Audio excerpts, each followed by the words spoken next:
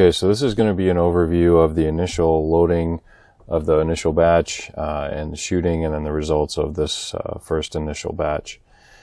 So we're looking at priming right now. So like I said, I like to use the hand primer just because it gives me a little bit more control.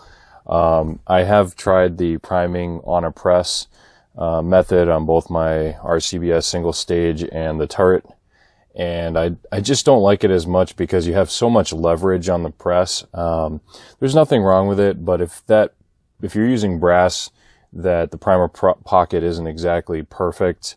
As you're using that long handle, you have so much leverage, you can mash the primer in there and wind up with a deformed primer, and it's just a bad day. So the hand primer, you'll feel that resistance with your hand, and you don't have to worry about that.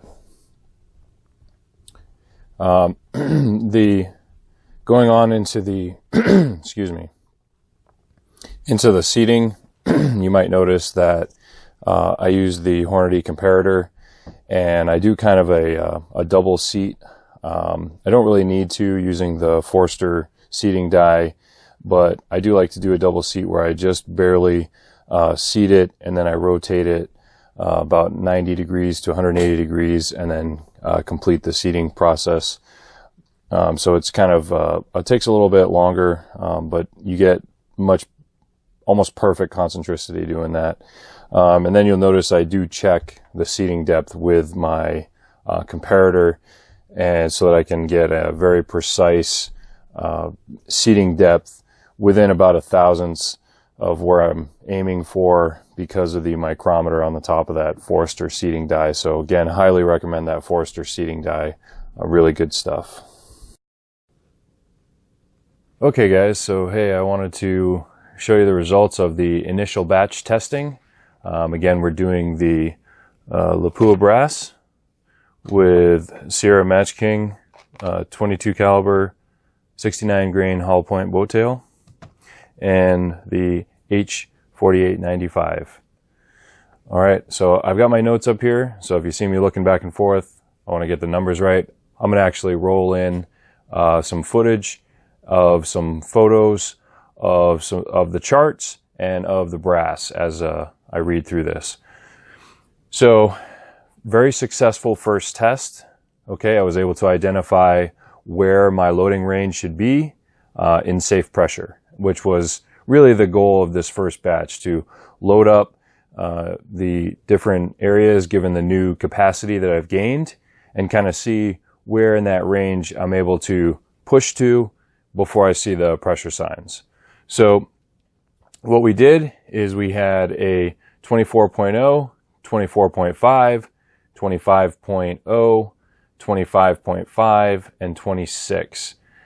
So we did 10 rounds of each of those, and what we found was that the 24.0 came out to be the average of the 10 shots was 2822 feet per second, so 2,822.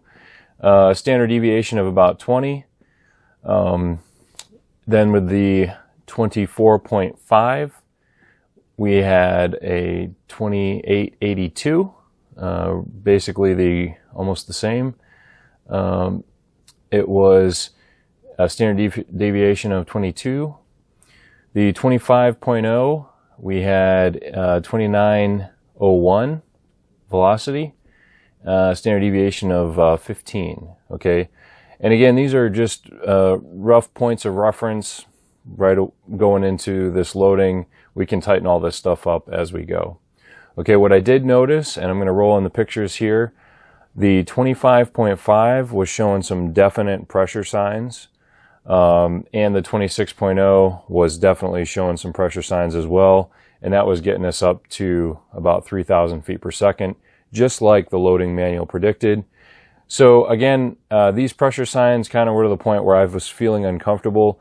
I don't believe that they were unsafe, but they were at the point where I don't want to mess with that range. So I'm kind of calling it the 25.5 and the 26.0. Both of those I'm calling kind of out of bounds for now. And I'm going to cap myself at 25.0 or less. So next I'm going to actually roll in this chart where I did 2 separate days of firing, and the temperature, it was a little chilly, so probably right around 40-45 degrees. And I'll roll in these these velocities here so you can see those as well. But again, I'm going to kind of call the cap right at about 25.0.